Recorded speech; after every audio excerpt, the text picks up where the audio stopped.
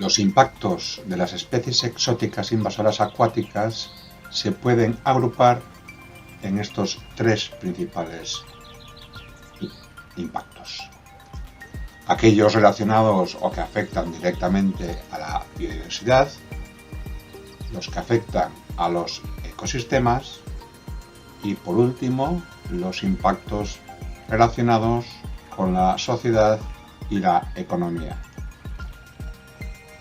Antes de detallar y describir cada uno de los principales impactos dentro de estos grupos, veremos algunos aspectos relacionados con las características de los impactos causados por las especies exóticas invasoras acuáticas. Una de las características propias de los impactos causados por especies invasoras es que nunca vienen solos, sino que realmente lo que se produce es un fenómeno en cascada. Después de la introducción se genera una serie de problemas asociados a la introducción. Además hay que tener en cuenta que tradicionalmente las introducciones de especies se hicieron con buen criterio, con la intención de mejorar una situación. Es lo que denominó el Dr. Moyle y Barton en 1986 como el efecto Frankenstein. El Dr. Frankenstein tenía un sueño que era crear un hombre perfeccionado, y el resultado de sus experimentos fue el monstruo que conocemos como Frankenstein, que acabó matando al doctor. Pues bien, en las introducciones de especies en muchos territorios, la razón ha sido siempre, en muchas ocasiones, bien intencionada. Un ejemplo muy fácil de detectar es el fenómeno ocurrido con la introducción de muchas especies de peces. En concreto, una de ellas, la perca del Nilo, de nombre científico Lates niloticus. Esta especie fue introducida en el lago Victoria con la intención de proveer de un recurso alimenticio importante a la población local. Pero el resultado fue realmente desastroso. Hay un documental muy conocido que se llama La pesadilla de Darwin, del año 2004, donde se describe, quizás, no del todo real, pero quizás con cierto sesgo, pero se describe los efectos causados por la introducción de la perca del Nilo en el lago Victoria. Y en concreto en una población relativamente grande, más buena, de unos 200.000 habitantes. El efecto no se ciñe solo al impacto que causa la especie. La perca del Nilo, como todas las percas, es una especie depredadora y se alimenta de peces que caza, y el efecto no se ciñe simplemente al problema que causa sobre las especies nativas.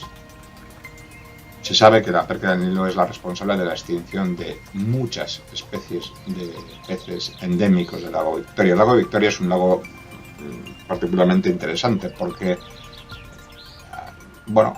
contiene una gran diversidad de especies endémicas que se han adaptado a las características propias del lago, y una gran diversidad de especies que cada una está adaptada al consumo de ciertos organismos, de ciertos vegetales, que vive en distintos hábitats, en distintas profundidades. Porque la introducción de la perca del Nilo ha causado un impacto muy severo en muchas de ellas, y en muchas de ellas lo que ha causado es la extinción. Pero no solo eso. La perca del Nilo se ha convertido en un recurso alimenticio realmente interesante. No solo para los locales, sino también para los consumidores de otros países, y en concreto los consumidores europeos. El documental que antes refería, La pesadilla de Darwin, deja entrever que gran parte del pescado, de de la perca andina capturada en el lago Victoria no es consumido por los locales, sino que es enviado como mercado un tanto ilegal a Europa, ¿no? Y además parece que relacionado con el comercio de armas. El documental muestra también un montón de efectos asociados a la degradación de una población por culpa, o en parte por culpa, de la introducción de esta especie. De tal manera que el impacto que causa la introducción de la perca, que fue, como digo, bien intencionada, como la creación del monstruo de Frankenstein, ese impacto tiene consecuencias terribles, tanto para la diversidad como para el ecosistema que se degrada, como para la sociedad que quiere vivir en esta región. Pero no siempre la introducción de especies exóticas invasoras no logra el objetivo por la que esa especie fue introducida. Este es el caso de estos pececitos, las gambusias, que han sido introducidas en muchas localidades en la cuenca mediterránea con el objetivo de que controlase las poblaciones de mosquitos. Y el hecho es que así ha sido en muchos lugares. Las gambusias son depredadores voraces que son capaces de controlar el número de larvas de mosquitos en las zonas acuáticas. Pero todo esto tiene unas consecuencias. Y en el caso, en el Levante español, existen estas otras dos especies de peces, el samaruc y el partet, en grave peligro de extinción, las dos muy amenazadas, que se ven también afectadas por la presencia de la gambusia, bien por la competencia del hábitat o bien porque las gambusias depredan sobre los huevos y los alevines de estas dos especies nativas.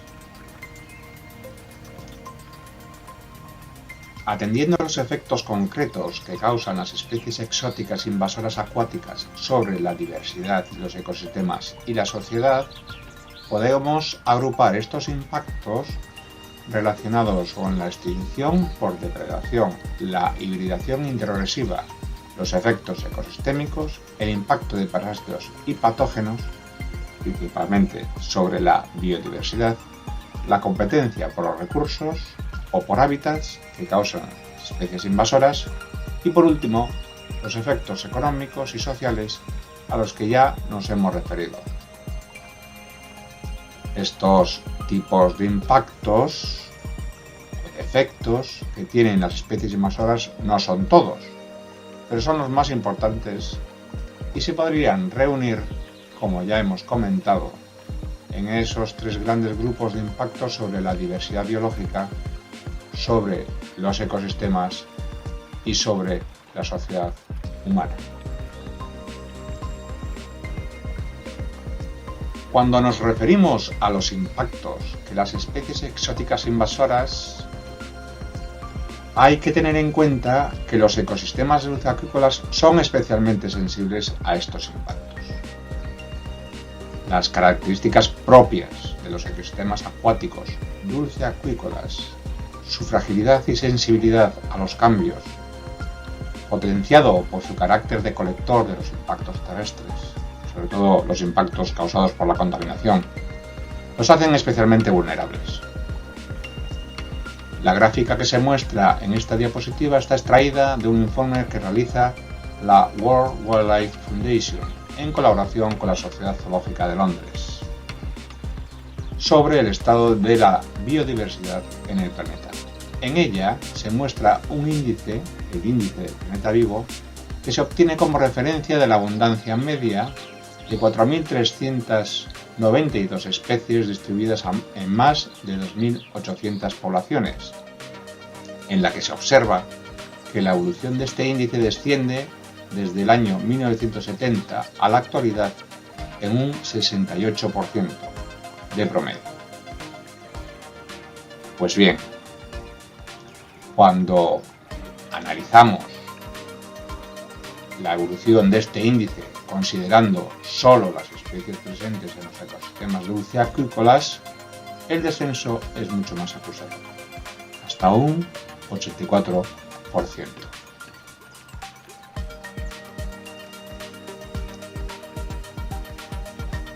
En la siguiente unidad nos centraremos en aquellos impactos que afectan directamente a la biodiversidad: la extinción por predación, la hibridación introgresiva, los parásitos y patógenos y la competencia por los recursos y el medio.